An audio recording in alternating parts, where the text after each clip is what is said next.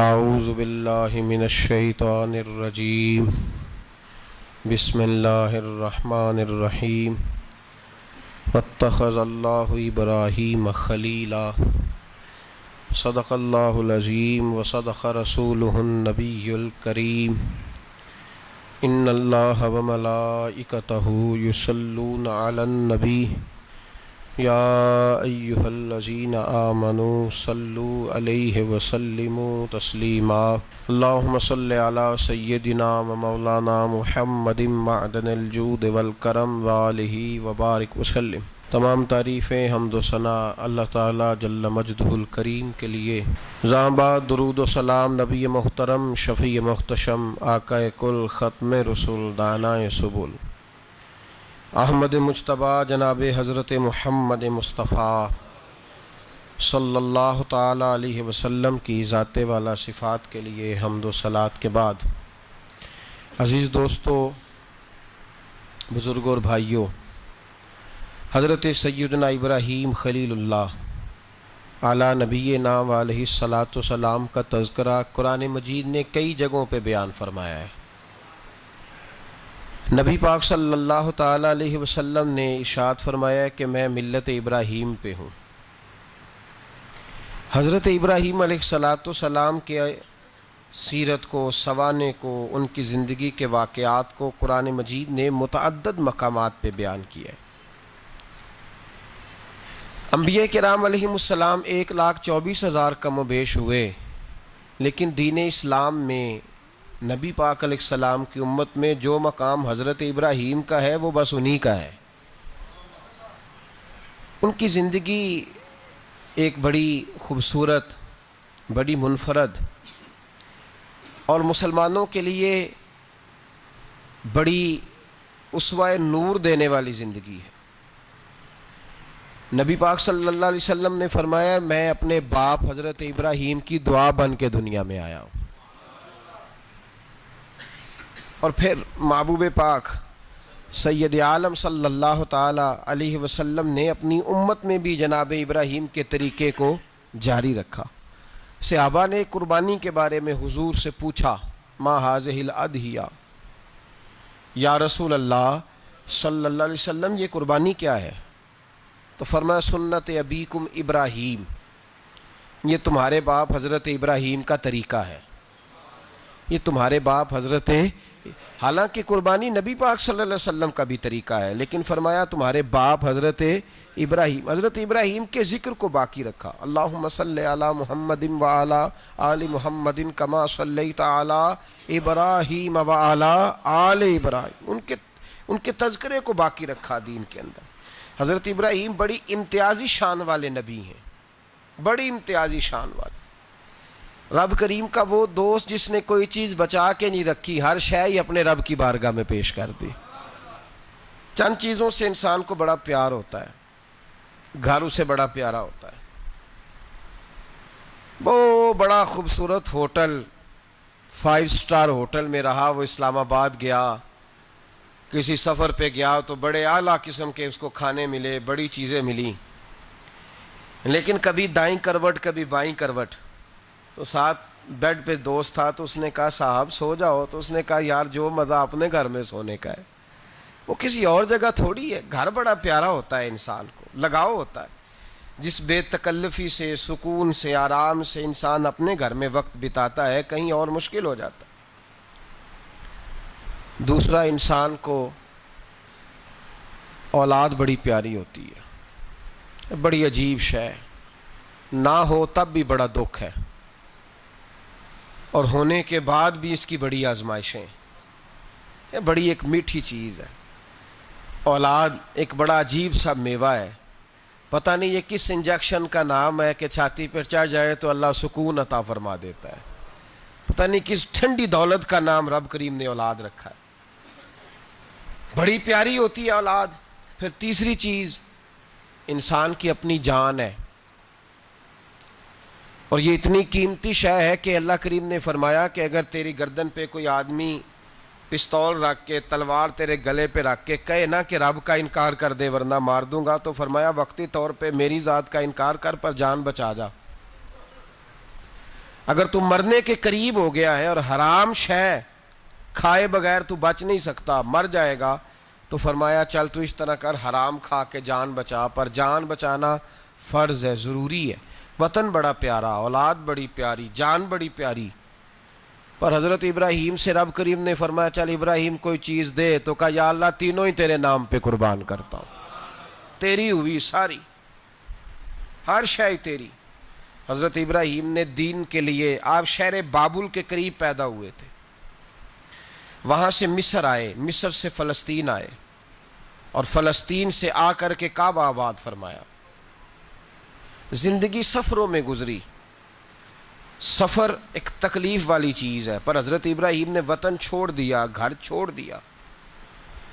جان بڑی عزیز ہوتی ہے اصل میں نا، جب انسان جد و جہد کرتا ہے نا دین کے لیے، تو اس کے راستے میں بڑی چیزیں آتی ہیں، کبھی اولاد، کبھی گھر، کبھی باہر، کبھی حکومتیں، کبھی سیاستیں، کبھی چدراہٹیں، اس کے راستے میں بڑا کچھ آتا ہے اور اسے ہر چیز کو فیس کرنا پڑتا ہے۔ گھر کے اندر بھی جنگ ہوتی ہے اور گھر کے باہر بھی لڑائی ہوتی ہے، یہ آسان ہے ہی نہیں۔ ہم تو خیر ہتھیار چھوڑ کے پھینکنے والے لوگ ہیں، ہم بھولے بھالے لوگ ہیں، ہم کہتے ہیں میں نے تو کہا تھا مہندی نہ کرو، پر بیٹے نہیں مانے، بولے جو ہوئے۔ اسی طرح حالانکہ اگر وہ بیٹا کہے نا کہ ابا جی لاؤ زندگی میں سارا کچھ میرے نام کرو، تو پھر ہم بولے نہیں ہوتے، اور اس وقت ہم تیز ہوتے ہیں، کہتے ہیں یہ کیسے ہو سکتا ہے، ہاتھ کاٹ کے دے دوں۔ اس وقت نہیں، دین کے معاملے میں بولے ہوتے ہیں۔ بیٹا بد مذہب کے پاس جا رہا ہے تو اس وقت ہم بولے بھالے ہیں، کوئی عرض نہیں، لیکن اگر وہ اپنی پسند کی شادی کرے ہمیں کراس کر کے، پھر ساتھ ہی ہم تیز ہو جاتے ہیں۔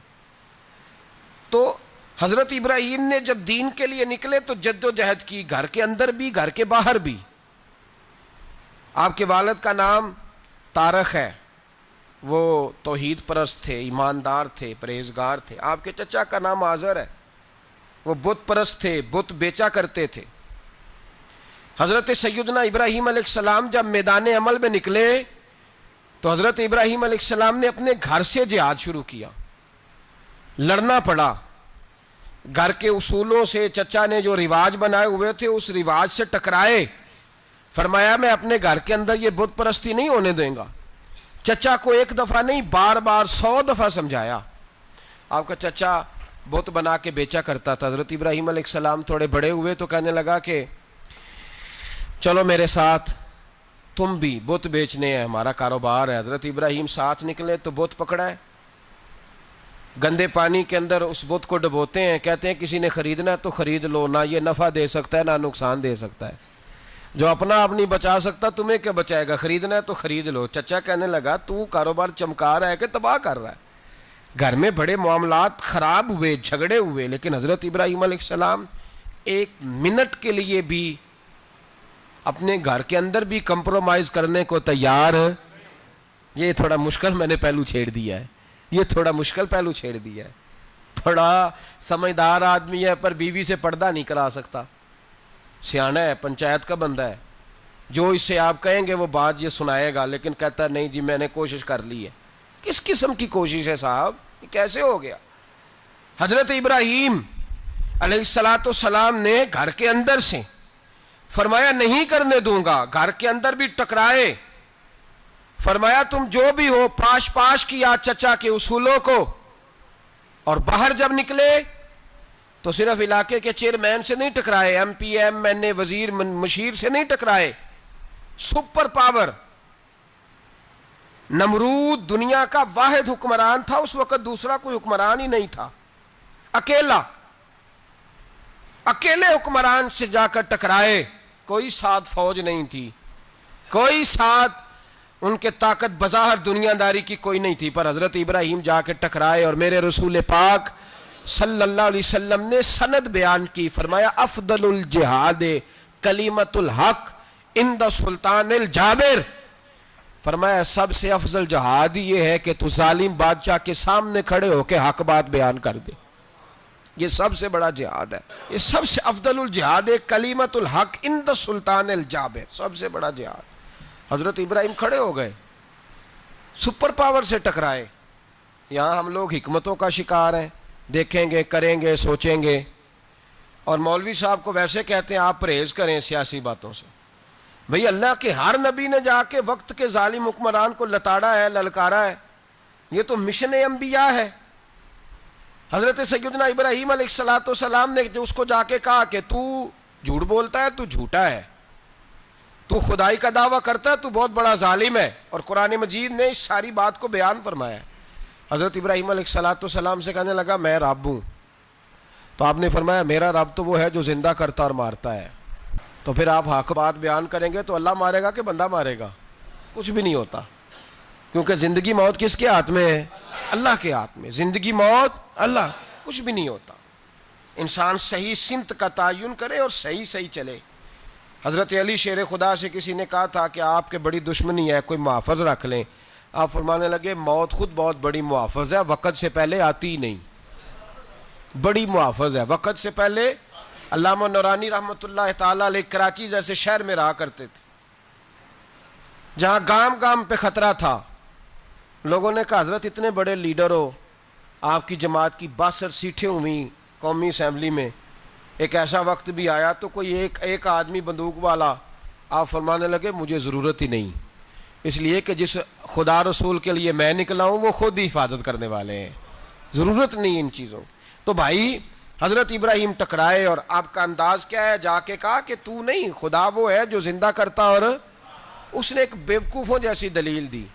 ایک آدمی کو کل پھانسی دینی تھی تو اس کو بلایا, کہنے لگا تجھے کب پھانسی ہے؟ اس نے کہا کل. کہنے لگا جا تجھے ذات کیا زندگی دی. اس کو چھٹی دے دی. ایک عام آدمی بیچارہ بیٹھا تھا, اس کو پکڑ کے نا کہنے لگا اس کی گردن اڑا دو. کہنے لگا دیکھ لو میں بھی زندہ کرتا اور مارتا ہوں.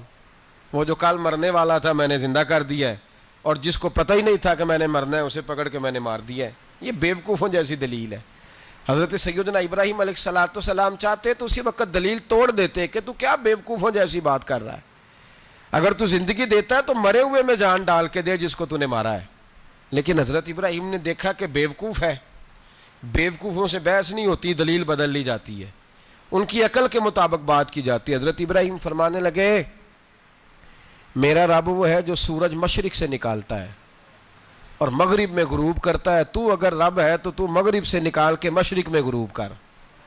فبہت الذی کفر, کافر لاجواب ہو گیا. اس کے پاس اس چیز کا کوئی جواب نہیں تھا. علامہ اسماعیل حقی نے خوبصورت فقرہ لکھا ہے, خوبصورت جان ڈال دی ایک جملہ کہہ کے. حضرت سیدنا علامہ اسماعیل حقی رحمۃ اللہ علیہ فرمانے لگے چونکہ نمرود بیوقوفوں جیسی باتیں کر رہا تھا, اگر وہ یہ کہہ دیتا نا کہ میں سورج کو نکالتا ہوں مشرق سے, میں غروب کرتا ہوں معاذ اللہ مغرب میں نکالتا ہوں, تو آپ اپنے رب سے کہیے کہ وہ مغرب سے نکال کے مشرق میں غروب کرے. علامہ اسماعیل حقی فرماتے ہیں رب کریم کی آواز قدرت تھی. مالک حضرت ابراہیم علیہ السلام کے اس, اگر وہ کہہ دیتا اور حضرت ابراہیم دعا کر دیتے تو رب کریم نے فرشتوں کو تیار بٹھایا ہوا تھا. فرمایا اگر یہ کہہ دے میرے خلیل سے کہ سورج مغرب سے نکال کے مشرق میں غروب کرنا ہے تو تیار رہنا, جس طرح خلیل کہیں گے ویسے ہی کر دیں گے. واتخذ اللہ ابراہیم خلیلا, ابراہیم ہمارا دوست جو ہوا, جیسے کہے گا ویسے کر دیں گے. حضرت سیدنا ابراہیم علیہ السلام کی باتوں کا جب جواب نہ دے سکا, دلیل نہیں بندہ دیتا, پھر لڑائی کرتا ہے, پھر جھوٹے موٹے اعتراض کرتا ہے. دلیل ختم ہوتی ہے تو لوگ ذاتیات پہ اترتے ہیں, کہتے ہیں یہ کھانستا صحیح نہیں, دیکھتا صحیح نہیں. دلیل ختم, اب ذاتیات پہ اترے, کہنے لگے مجھے پتہ چلا ہے کہ یہ فلانی جگہ گیا تھا تو وہاں جا کے اس نے اس طرح کیا ہے. پھر لوگ ذاتیات پہ اترتے ہیں, جب دلیل کا جواب دلیل سے نہیں دے پاتے پھر ذاتیات پر اتر کر حملے کرتے ہیں. حضرت ابراہیم کے دلائل کا جواب نمرود نہ دے سکا تو کہنے لگا کہ اس کو آگ میں ڈال دو. قوم گئی ہوئی تھی ساری, آپ نے بات سنی ہوئی ہے, میں نے صرف اشارہ دینا ہے, میلے پہ. تو حضرت سیدنا ابراہیم علیہ السلام نے سارے بت توڑ دیے, کلاڑا بڑے بت کی گردن پہ رکھا. واپس آئے, کہنے لگے بت کس نے توڑے ہیں؟ تو فرمایا اس سے پوچھ لو جس کی گردن پہ کلاڑا ہے. کہنے لگے یہ تو بول ہی نہیں سکتا. تو فرمانے لگے بڑے بیوقوف ہو, جو بولتا ہی نہیں, سنتا ہی نہیں, اپنا آپ نہیں بچا سکتا, اس کی پوجا کرتے ہو. کہنے لگے پکڑو, دلیلیں ختم ہو گئی, اس کو آگ میں ڈالو. بہت بڑی حویلی 45 فٹ مربع پہ مشتمل ایک حویلی بنائی گئی اور 45 فٹ اونچی. مختلف روایات، علامہ اسماعیل حقی کہتے ہیں کہ 3 مہینے تک نمرود نے کہا کہ اس کے اندر لکڑیاں ڈالو. لوگ پوچھنے لگے کتنی دنیا جلانی ہے؟ کہنے لگا بندہ تو ایک جلانا ہے، پر بندہ بڑا تگڑا ہے، ایک بندہ. 3 مہینے لکڑیاں ڈالی گئیں. اور لوگوں کی جو تہمات ہوتی ہیں نا وہ بڑی عجیب ہوتی ہیں. تہمات میں نے بڑی تفصیل سے رمضان المبارک میں گفتگو کی تھی. بدشگونی، تہمات لوگ لیتے ہیں. اس وقت بھی لوگ تہمات کا شکار ہو گئے. عقیدہ بگڑ جاتا ہے تو وہ عجیب و غریب باتیں کرنے لگتا ہے. تہمات کا شکار ہو گئے. بیبیاں نظر مانتی، میں بیمار ہوں، اگر صحیح ہو گئی تو اتنے من لکڑی دوں گی حضرت ابراہیم کی آگ جلانے کے لیے. ایک عورت لے کے جا رہی ہے لکڑیاں، تو ایک نیک دل آدمی نے اس سے پوچھا کہاں جا رہی ہو؟ کہنے لگی میں نے منت مانی تھی تو حضرت ابراہیم علیہ السلام کو معاذ اللہ جلانے کے لیے لکڑیاں لے کے جا رہی ہوں. تو وہ رب کریم کے بندے کہنے لگے تو ڈھونڈتی رہے گی، تجھے وہ جگہ ملے گی نہیں. وہ بی بی کئی مہینے گھومتی رہی، جگہ ہی نہیں ملی جہاں لکڑیاں ڈالنی، ماری گئی. تہمات کا شکار ہوئے بہت سارے لوگ. تہمات کا بھائی، تہمات دین کے اندر منع ہے. تہمات دین میں کوئی نظر ماننا، کوئی کسی بزرگ کے مزار پہ جا کے سالے ثواب کے لیے کوئی چیز ماننا، یہ تو درست ہوا. لیکن غیر شرعی نظریں مان لینا کہ میں آگ کے گرد چکر لگاؤں گا، میں جناب وہاں جا کے یہ والا تماشا کروں گا، میں دھاگا باندھوں گا، میں رسا کاٹوں گا، میں وہاں گندے اور سے پانی پیوں گا، ان کی شریعت اجازت. یہ تہمات ہیں، بدشگونی ہے. دین میں ان کی کوئی گنجائش. آپ نظر ماننے سے پہلے بھی کسی عالم سے رابطہ کریں کہ میں منت مانگنے لگاؤں تو کیسے ماننی چاہیے، اس کا طریقہ پوچھیں. ایسے ہی غلط چیز کی منت تھوڑی مان لی جائے گی. بہرحال آمدام برسر مطلب حضرت ابراہیم کے لیے آگ جلائی گئی. 45 فٹ اونچی آگ ہے. پرندہ بھی اوپر سے گزرتا ہے تو نیچے گر جاتا ہے جل کے. اتنے دن لگا کے آگ جلائی گئی. اب حضرت ابراہیم کو جلایا جانے لگا ہے. یہاں تو موجیں ہیں نا، جو کسی ادارے کا سربراہ ہے اس کے لیے موج ہے، کسی جگہ آفیسر بن گیا تو موج ہے، پیر صاحب کے لیے موج ہے، علامہ صاحب کے لیے موج ہے، خطیب صاحب کے لیے موج ہے. جلنا کس کو پڑتا ہے؟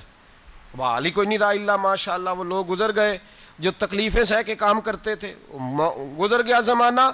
حضرت سیدنا ابراہیم علیہ السلام کو جلایا جانے لگا ہے تو اب اتنی بڑی آگ ہے تو ڈالیں کیسے؟ شیطان نے تجویز دی کہ منجنیق بناؤ. منجنیق، بڑے بڑے بانس باندھ کے ان کے نیچے رسا باندھو. وہ جس طرح جھولنے کے لیے جھولا بنایا جاتا ہے، اس طرح ایک منجنیق پرانے زمانے میں اس میں پتھر رکھ کے پھینکے جاتے تھے دشمنوں پہ. وہ منجنیق بنائی گئی کہ دور سے حضرت ابراہیم کو پھینکیں گے. ہاتھ حضرت ابراہیم کے باندھ دیے، پاؤں مبارک باندھ دیے. پوری زمین پہ ایک نام لینے والا خدا کا. اور اس کو آج رسیوں میں جکڑا ہوا ہے. جب پھینکا جانے لگا نا آگ میں، حوریں رونے لگیں، فرشتے تڑپنے لگے، اے اللہ یہ کیا ہونے لگا ہے؟ ایک تیرا خلیل اور وہ بھی آگ میں. فرمایا جاؤ جا کے اس سے کہو اگر تمہاری مدد لیتا ہے تو اسے بچاؤ. ہوا کا فرشتہ آیا، کہا ابراہیم اگر تو کہے. او بھائی، ان چیزوں کو کہانی سمجھ کے نہ سنا کریں، یہ داستان نہیں. یہ وہ طریقے ہیں جو ہمارے رسول نے ہمیں اپنانے کا حکم ارشاد فرمایا ہے. جو عقیدے، یہ وہ نظریات ہیں جو ہمیں اوڑھنے کو کہا گیا. اپنے رب کریم کی رضا پہ راضی رہنے کے یہ وہ خوبصورت مواقع ہیں صوفیاء نے جن کو بنا کر سمجھا کر ہم تک پہنچایا ہے. یہ ہے اہل طریقت کی باتیں. وہ کہتے ہیں یار جس حال میں رکھے راضی رہنا ہے. حضرت ابراہیم علیہ السلام کو پھینکا جا رہا ہے. فرشتہ آیا، اے اللہ کے خلیل اگر حکم دو تو اتنی ہوا چلاؤں کہ نمرودی جل جائیں سارے، آگ ان پہ پھینک دی جائے. آپ نے فرمایا تو جا، تجھ سے مجھے کوئی کام نہیں. تھوڑی دیر کے بعد پانی کا فرشتہ آیا، کہا حضور اتنی بارش برساؤں گا کہ آگ بجھ جائے گی. فرمایا تو جا، تجھ سے کوئی کام نہیں. اب جب منجنیق میں رکھ دیے گئے، آگ میں جانے کا لمحہ ہے، تیاری ہے، حضرت جبریل امین حاضر خدمت ہوئے. کہا ابراہیم کوئی حاجت؟ فرمایا تجھ سے کوئی نہیں. کہا چلو مجھ سے نہیں تو رب کریم سے ہی بات کر لو. مجھے پتا ہے میں چھوٹا ہوں، آپ مجھ سے مدد کیوں لوگے؟ رب کریم سے ہی بات کر لیں.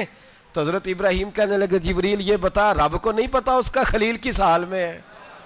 اسے نہیں پتا میں کس حال میں ہوں؟ میرے ہاتھ بندھے ہیں، پیر بندھے ہیں آگ میں، اسے نہیں پتا؟ بتایا تو اسے جاتا ہے جسے خبر نہ ہو۔ تو اگر اسے پتا ہے تو اگر وہ جلانے پہ راضی ہے تو میں بھی جلنے کو تیار ہوں، میں تیار ہوں۔ اسے کہو ٹھیک ہے۔ حضرت سیدنا ابراہیم علیہ السلام کو منجنیق میں ڈال کے جو پھینکا آگ میں، یا نار کونی بردم و سلام علی ابراہیم، اللہ نے فرمایا اے آگ میرے ابراہیم پہ ٹھنڈی بھی ہو جا اور سلامتی والی بھی ہو جا۔ حضرت ابراہیم کو 2 فرشتوں نے بٹھا دیا زمین پہ، پھول کھلے ہیں، کونپلیں مہک رہی ہیں، کلیاں خوشبو دے رہی ہیں۔ حضرت ابراہیم نے سر سجدے میں رکھ دیا، سبحان اللہ والحمد للہ ولا الہ الا اللہ واللہ اکبر۔ حضرت ابراہیم اللہ کی تسبیح پڑھنے لگے، رب کریم کا شکر بجا لانے لگے۔ نکلے وہاں سے، کچھ دن گزر گئے، نکلے، حکم ہو گیا ابراہیم علاقہ چھوڑ دو۔ حضرت ابراہیم علیہ السلام وہاں سے نکل کے مصر آئے، چچا کے پاس ٹھہرے۔ انہوں نے اپنی بیٹی جناب سارہ کا نکاح کر دیا۔ کچھ آگے بڑھے تو ایک ظالم بادشاہ سے ٹکرائے، اس نے ایک شہزادی، ایک بادشاہ کی بیٹی قید کی ہوئی تھی، جناب ہاجرہ نام تھا، ان کو قید سے چھڑا کے ساتھ لائے۔ حضرت لوط علیہ السلام بھی ساتھ، یہ 4 لوگوں کا قافلہ چلا، فلسطین میں جا کے پڑاؤ ڈالا، گھر بار چھوڑا، تبلیغ شروع ہوئی۔ حضرت ابراہیم کے گھر میں 2 خواتین ہیں، ایک آپ کی بیوی ہیں، ایک حضرت ہاجرہ ہیں، اولاد کوئی نہیں، بڑا میوہ ہے میٹھا۔ گھر وہی آباد ہوتا ہے جس میں بچے روتے ہیں، گھر ہوتا ہی وہ ہے جس میں بچوں کی چنچناہٹ ہوتی ہے، بھن بھناہٹ ہوتی ہے۔ حضرت ابراہیم نے ایک بچہ روتے ہوئے دیکھا تو آنکھوں میں آنسو آئے، کہنے لگے ربی حب لی من الصالحین، یا اللہ مجھے بھی نیک اولاد عطا کر دے۔ حضرت سارہ نے سن لیا، کہنے لگی ابراہیم شاید میرے بطن سے تو آپ کو نصیب نہیں، ہاجرہ سے نکاح کر لو۔ جناب ہاجرہ سے نکاح ہوا۔ اللہ تو بڑا بے نیاز ہے، رب کریم نے حضرت اسماعیل جیسا خوبصورت بیٹا عطا فرمایا۔ بیٹا کالا سیاہ بھی ہو تو سینے کی ٹھنڈک ہوتا ہے، پر یہ تو وہ بیٹا ہے جس کی پیشانی میں نور محمدی چمکتا ہے صلی اللہ علیہ وسلم۔ حضرت سیدنا اسماعیل علیہ اتنے خوبصورت، اب جس بیوی کے ہاں بیٹا تھا، بیٹھنا اٹھنا بھی زیادہ اس کے پاس، آنا جانا بھی اس کے پاس، توجہ ادھر ہو گئی۔ جناب سارہ رشک کرنے لگی، ایک دن کہنے لگی اسے چھوڑ آ جنگل میں، وادی غیر ذی زرع، مکے کے پاس۔ بھائی ایک بیٹا عالم دین بنا لو، کہنے لگا روٹی کہاں سے کھائے گا؟ تیرے 5 بیٹے ہیں، کو حافظ قرآن بنا، کہتے روٹی کہاں سے کھائے گا؟ وہ بچہ بھی کہتا ہے میں کہاں سے کھاؤں گا؟ حضرت ابراہیم علیہ السلام تو چند مہینے کا بچہ چھوڑ آئے، تو کہاں سے روٹی کھائی حضرت اسماعیل نے؟ کہاں سے کھائی ان کی اماں نے روٹی؟ بھوکے مر جاتے ہیں یہ سارے۔ میں بڑی ذمہ داری سے کہا کرتا ہوں کہ جتنی خوبصورت روٹی اللہ کریم دین کے خادموں کو عطا کرتا ہے شاید کسی اور کے نصیب ہوتی ہو، لیکن ہم لوگ توجہ ہی نہیں کر رہے، ہمارا ذوق ہی نہیں بن رہا، ہم یہ محنت ہی نہیں کر رہے کہ قوم کو مستند علماء کی ضرورت ہے، علاقوں کے علاقے خالی ہیں، ادھر ہمارا مزاج ہی نہیں بن رہا، توجہ ہی نہیں دین کی خاطر۔ اور پھر چلے بچے تو بعد کی بات ہے نا، جو ابھی خود جوان ہے وہ بھی یہ دعا، ایک صاحب مجھے کہنے لگے میں دعا مانگ رہا ہوں اللہ مجھے بیٹا دے تو میں اسے دین پہ لگاؤں گا، تو میں نے کہا آپ بھی بوڑھے نہیں ہوئے، آپ خود ہی لگ جائیں، بیٹا تو ابھی آئے گا تو لگے گا نا، تو آپ تو اس وقت ہے تو آپ تو پہلے لگے نا صاحب، 2 گھنٹے تو نکال کے آئے، دین سیکھنے کو کافی ہے۔ آپ اتنی لمبی سوچ رہے ہیں کہ بچہ آئے گا تو بڑا ہوگا تو وہ جائے گا تو دیکھی جائے گی، ابھی تو آپ ہیں تو آپ تو آؤ۔ حضرت ابراہیم نے بچہ وہاں چھوڑا۔ یہاں سے جو عمرہ کرنے لوگ جاتے ہیں نا، جو حج کرنے جاتے ہیں، ان کو پتہ ہے کہ وہاں دنیا کی ہر نعمت ملتی ہے، پھر بھی ڈبل ٹرپل پیسے لوگ جیبوں میں ڈال کے جاتے ہیں۔ حضرت ابراہیم جب وہاں لے کے گئے تو کوئی انسان نہیں تھا، پانی کا قطرہ نہیں تھا، 2 کلو کھجوریں، ایک مشکیزہ، بیوی کو تھمایا۔ ہمارے گھر میں ہزاروں چیزیں پڑی ہیں، لیکن وہ جو توکل ہے نا وہ ختم ہو گیا ہے۔ اللہ دے گا، حلال حلال پہ قناعت کرے، جائز جائز پہ بھروسہ کرے، رب کریم عطا کرنے والا ہے، وہ مزاج ختم ہو گیا۔ حضرت سیدنا ابراہیم علیہ السلام 2 کلو کھجوریں، ایک مشکیزہ پانی کا دے کر کے، اور وہاں بٹھایا آپ نے اپنے بچے کو اور اپنی زوجہ جناب ہاجرہ کو، اور بٹھا کر کے واپس پلٹنے لگے تو حضرت ہاجرہ سلام اللہ علیہ نے آواز دی، کہا ابراہیم کس کے سہارے پہ چھوڑ کے جا رہے ہو؟ جہاں آب زمزم کا کنواں ہے نا، جو لوگ گئے ہیں جنہوں نے صفا مروہ کی صحیح کی ہے، صفا مروہ سے باہر نکلے نا، سرکار کی ولادت کا مقام ہے، اس جگہ پہ آب زمزم کا کنواں تھا، وہاں حضرت سیدنا ہاجرہ کو بٹھایا، کوئی چیز نہیں، کوئی درخت نہیں، کوئی کھیت نہیں، کوئی پانی نہیں، کوئی کنواں نہیں، وہاں بٹھایا اور بٹھا کر کے نکلنے لگے تو جناب ہاجرہ فرمانے لگی ابراہیم کس کے سہارے پہ چھوڑ کے جا رہے ہو؟ کہنے لگی اللہ کے سہارے پہ۔ تو پاک باز بی بی نے ایک لفظ پوچھا، کہا ابراہیم یہ میرے رب کا حکم ہے، یہ میرے بس جن کا عقیدہ توحید مضبوط ہو ان کے لیے ایک جملہ کافی ہوتا ہے، یہ میرے اللہ کا حکم ہے۔ تو جناب ابراہیم علیہ السلام فرمانے لگے ہاجرہ ہاں رب کا حکم ہے۔ جب یہ لفظ کہے تو چاہیے تھا نا حضرت ابراہیم تسلی دیتے، تو بی بی صاحبہ تسلی دینے لگی، عرض کرنے لگی ابراہیم اگر اللہ کا حکم ہے تو پھر آپ ہماری فکر نہ کرنا، اگر یہ رب کا حکم ہے تو پھر ہماری فکر نہ کرنا، جس رب نے ہمیں یہاں تک پہنچایا ہے وہ ہمیں کبھی بھی ضائع نہیں فرمائے گا، پھر فکر نہ کرنا۔ حضرت ابراہیم آ گئے، بات آپ نے سنی ہوئی ہے، اشارہ کرنا مقصود ہے۔ 13 سال میں چلے مان بھی لیا جائے بعض روایات کی روشنی میں کہ آتے جاتے بھی رہے، لیکن مکمل دیکھ بھال اپنے بچے کی پرورش میں پورا حضرت ابراہیم علیہ السلام کا کردار، سارا کردار ماں کا تھا۔ میں جب خواتین کے بارے میں کوئی بات کرتا ہوں تو میں آپ کو اکثر کہتا ہوں کہ یہ صرف بیوی کے لیے حکم نہیں ہوتا، یہ ٹریننگ بیٹی کو دینی ہے اور بہن کو دینی ہے، یہ تربیت کریں اپنے گھر میں۔ میں تجربے کی روشنی میں یہ بات عرض کیا کرتا ہوں کہ بھائی بچے باپ کے فرما بردار اس وقت ہوتے ہیں جب اماں انہیں باپ کا فرما بردار کرتی ہے، اور بچے باپ کے نافرمان بھی تب ہوتے ہیں جب اماں انہیں باپ کا۔ میں نے اپنے کانوں سے سنا ایک دفعہ ایک بچہ اپنے باپ سے کہہ رہا ہے آپ نے تو ساری زندگی باہر گزار دی، پیسے کمانا کون سا مشکل کام ہے، دکھ سکھ تو سارے اماں نے برداشت کیے، سکولوں میں وہ جاتی تھی، فلانا کام وہ کرتی تھی، فلانا کام۔ اب یہ سوچ اس کی ذاتی تو نہیں، یہ اس کو دی گئی ہے، اور اگر اس کو یہ سوچ دے دی جائے کہ اماں کہے کہ میں تو اپنوں میں رہی ساری زندگی، میں نے تو اپنوں میں وقت گزارا، اور تیرا باپ تو کئی دفعہ جنازے بھی نہیں پڑھ سکا، اس نے تو ماں باپ ایسے دفن کر دیے، وہ اگر یہ سوچ فراہم کرے تو پھر بچہ باپ کا فرما بردار ہوتا ہے۔ اور یہ والی روایتیں ہم بیوی کو سناتے ہیں، حالانکہ کس کو سنانی چاہیے؟ بولیے، بہن اور بیٹی کو، بہن اور بیٹی کو سنائیں یہ باتیں، ان کو سمجھائیں تاکہ آگے جا کے وہ جو گھر ترتیب دیں وہ گھر بڑا عمدہ اور نکھرا ہوا ہو۔ حضرت سیدنا ابراہیم 13 سال کے بعد آئے، چونکہ گھر میں اللہ تبارک و تعالیٰ کی دوستی کا چرچا تھا، اللہ تبارک و تعالیٰ کی محبوبیت کا غلبہ تھا۔ 13 سال کے بعد فلما بالغ معہ سعیا، بیٹا جب اتنا بڑا ہوا کہ ساتھ چلنے لگا تو حضرت ابراہیم نے اپنے بیٹے کو بلا کے کہا بیٹا مجھے خواب آئی ہے، میں تجھے ذبح کر رہا ہوں، تیری کیا رضا ہے؟ تو حضرت اسماعیل کہنے لگے یا ابت افعل ما تؤمر، ابا جی اللہ جیسے حکم دیتا ہے میرے ساتھ ویسے ہی کریں، جیسے اللہ حکم دیتا ہے ویسے ہی، بولیے، ویسے ہی کریں۔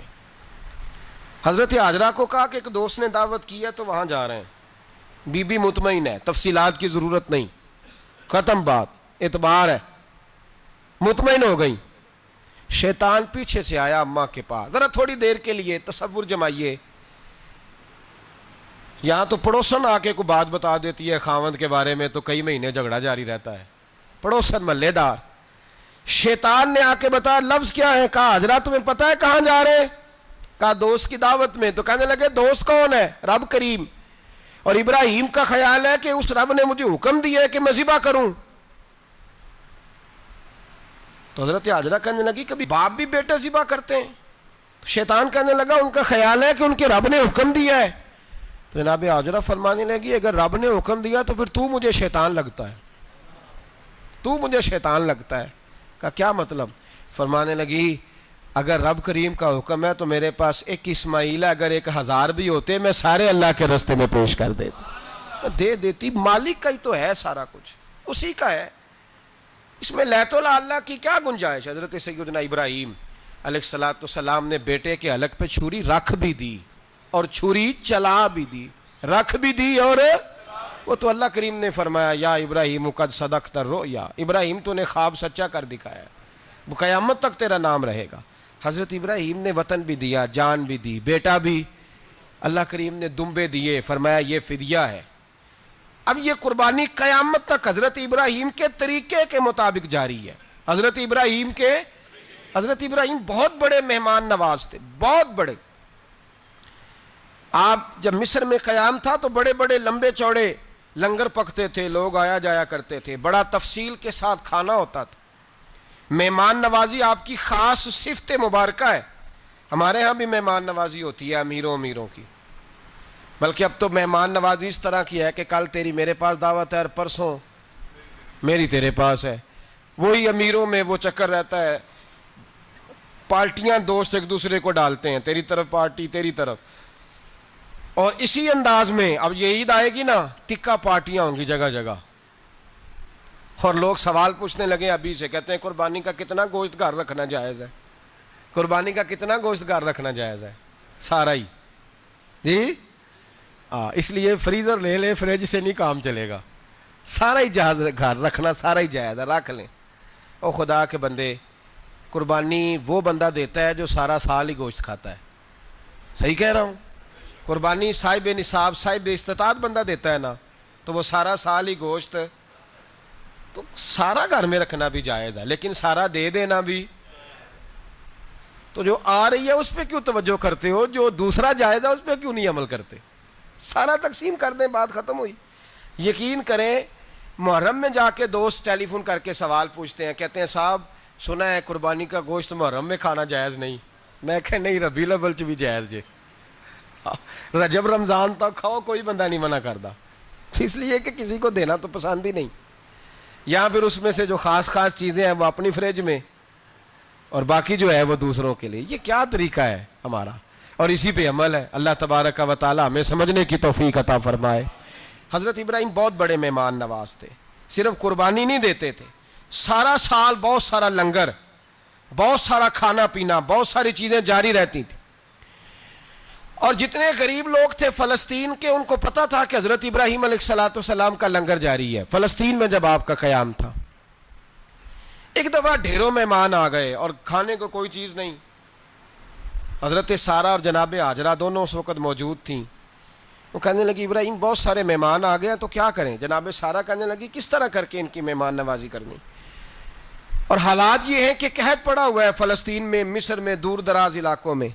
تو حضرت ابراہیم کہنے لگے یہ اللہ کے مہمان ہیں اور ہمیں رب کریم کا بندہ سمجھ کے آ گئے ہیں, اللہ ہی بندوبست کرے گا. فرمانے لگے میرا مصر میں ایک دوست ہے, وہ قحط کے دنوں میں غلہ جمع کر لیتا ہے, میں اس کی طرف پیغام بھیجتا ہوں, مجھے امید ہے وہاں سے غلہ ملے گا. 2 3 5 اونٹ والے غلام بلائے اور ان کو کہا کہ جاؤ غلہ لے آؤ مصر کے دوست سے.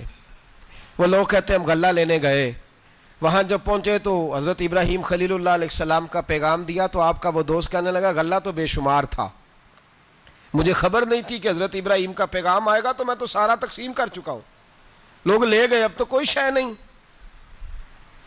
اب وہ خالی آ گئے 5 کے 5 اونٹ.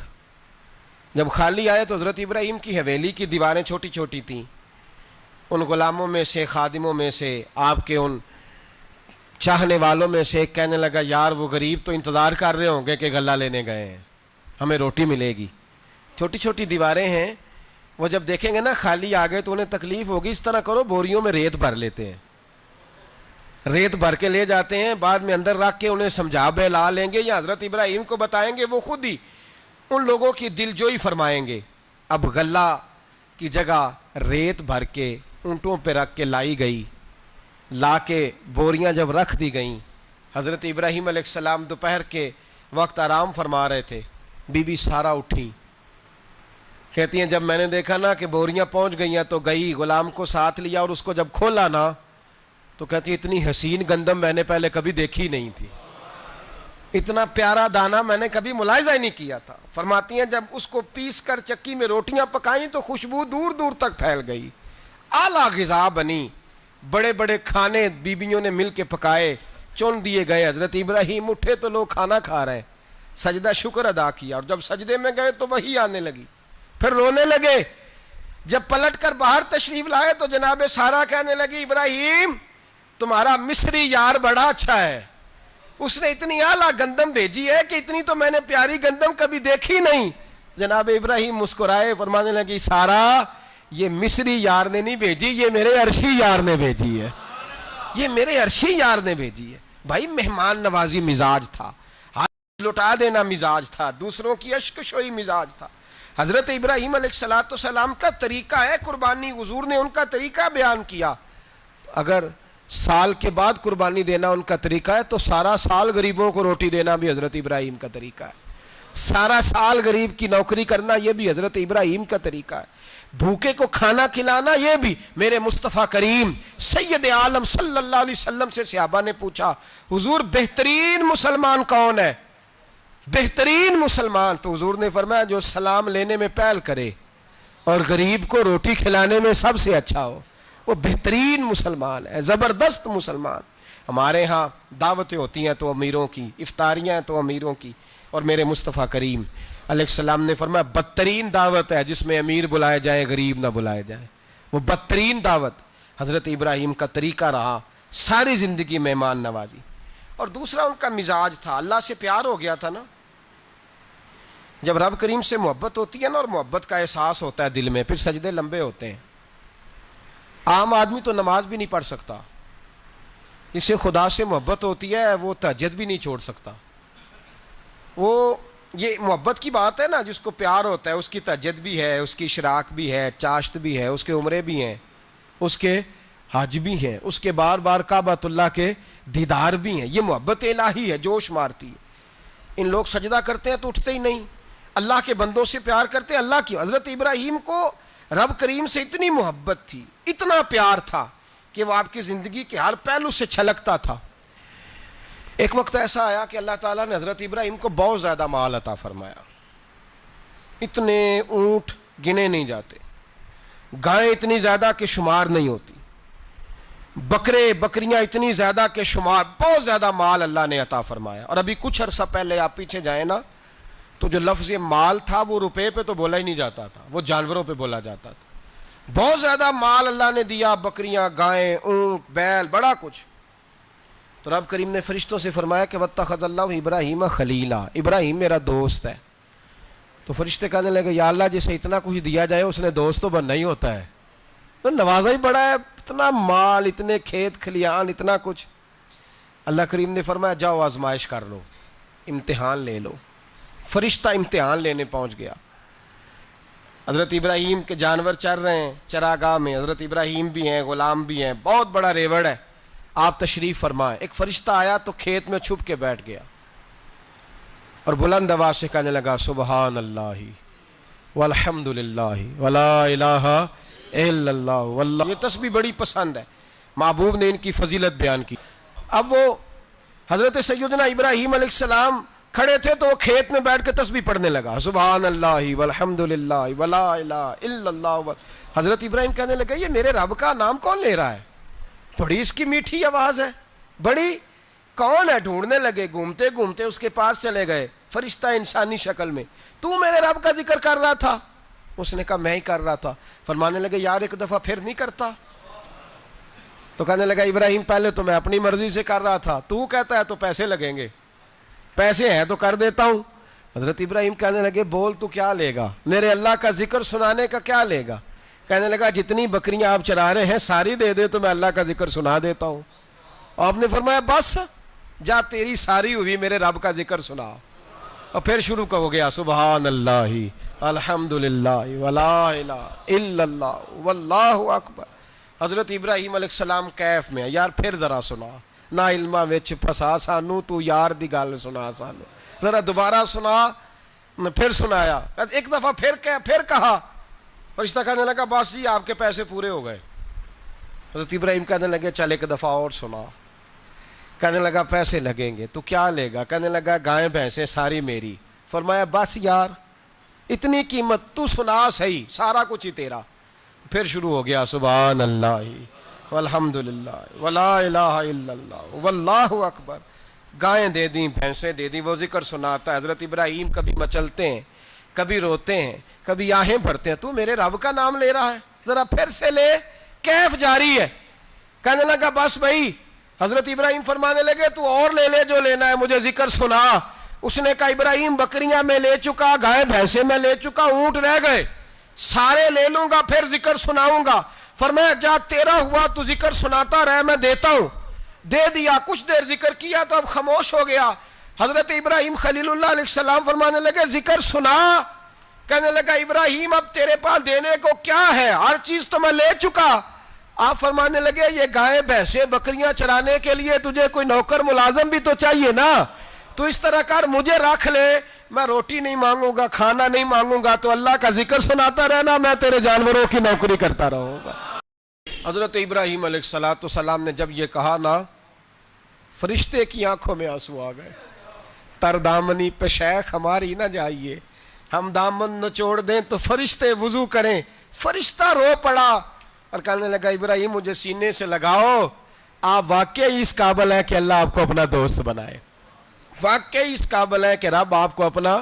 حضرت ابراہیم علیہ السلام کا خدا سے محبت کرنے کا نرالا انداز. اور میرے بھائی یہی محبت انہیں میرے مصطفیٰ سے بھی تھی.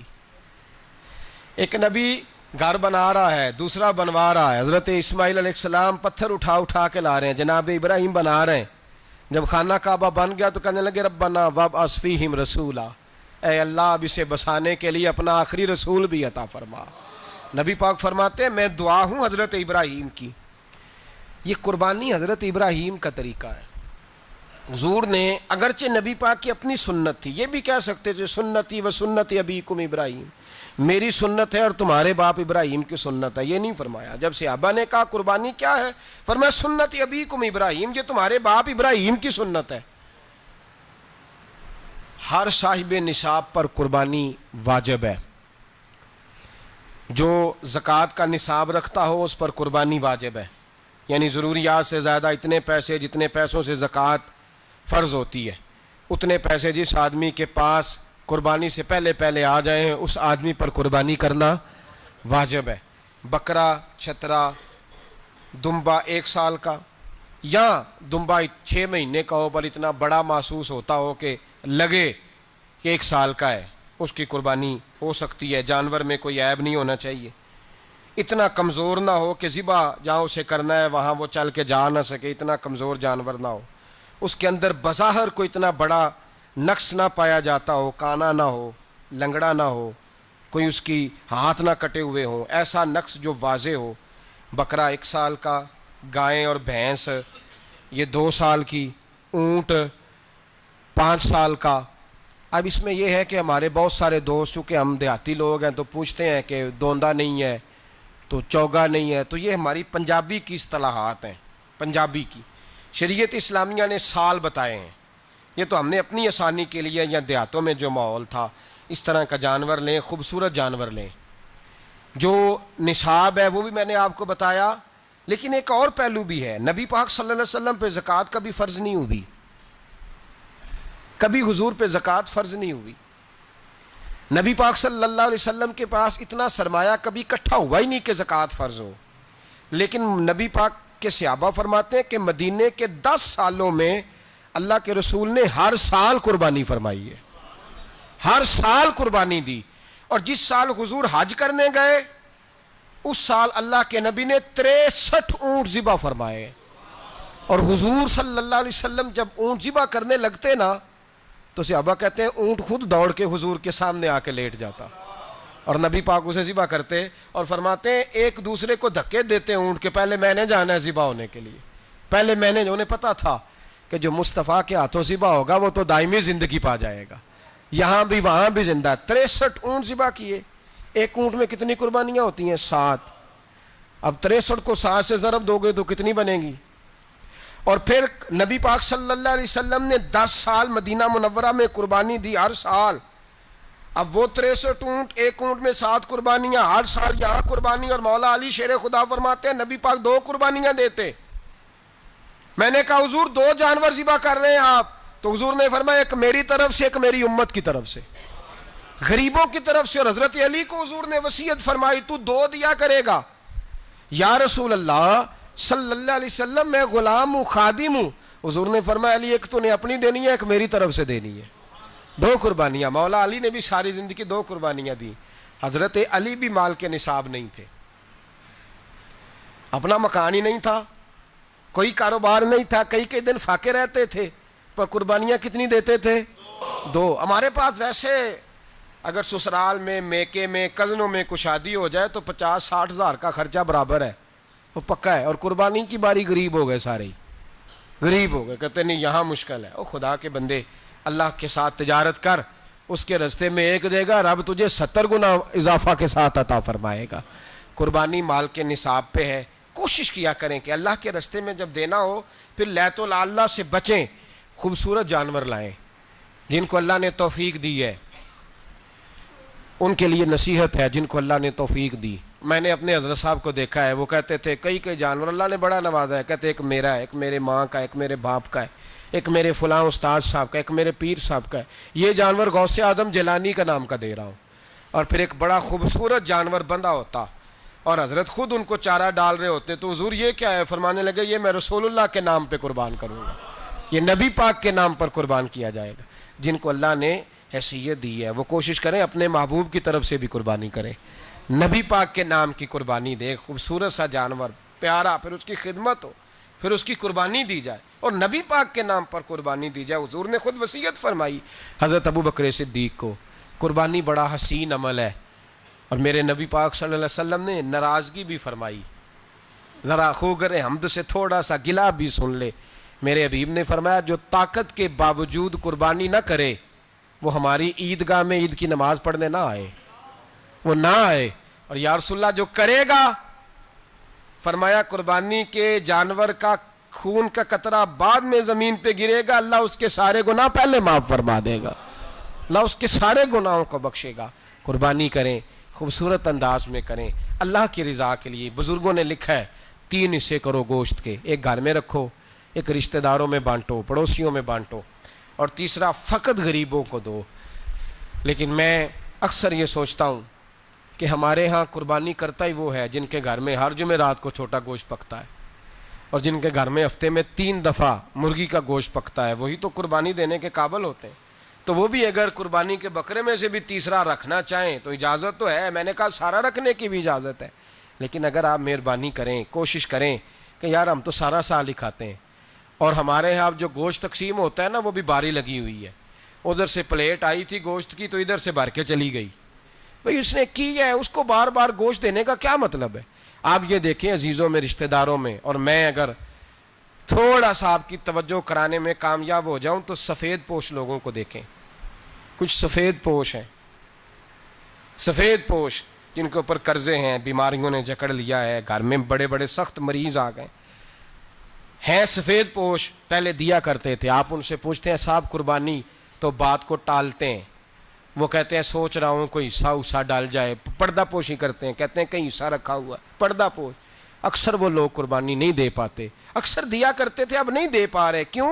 اس لیے کہ مشکلات ایسی آ گئیں۔ ان لوگوں کا خیال کریں، ان کے گھروں تک گوشت پہنچا کے آئیں، ان پر توجہ کریں۔ وہ سفید پوش آدمی کبھی ذکر نہیں کرے گا، کچھ تو ایسے ہیں جو خود پہنچ جاتے ہیں کہ ہمیں گوشت دیا جائے، لیکن کچھ سفید پوش ہیں لا یسألون الناس الحافا، اللہ فرماتے کچھ لوگ لپٹ لپٹ کے سوال نہیں کرتے، سفید پوشی کا بھرم رکھتے ہیں، کا مزاج نہیں۔ ان کی طرف دیکھیں، اپنے رشتہ داروں کو دیکھیں، خاص کر ان رشتہ داروں کو دیکھیں جن کا آپ کو پتہ ہے کہ غریب ہیں، مجبور ہیں، ان کے گھروں میں گوشت بھیجیں۔ غریب بیٹیوں، غریب بہنوں کا خیال کریں، اس طرف متوجہ ہوں، ان کے ساتھ اس نے سلوک کریں، اس طرف آپ لوگ خیال کریں۔ اللہ ہمیں سمجھنے کی توفیق عطا فرمائے۔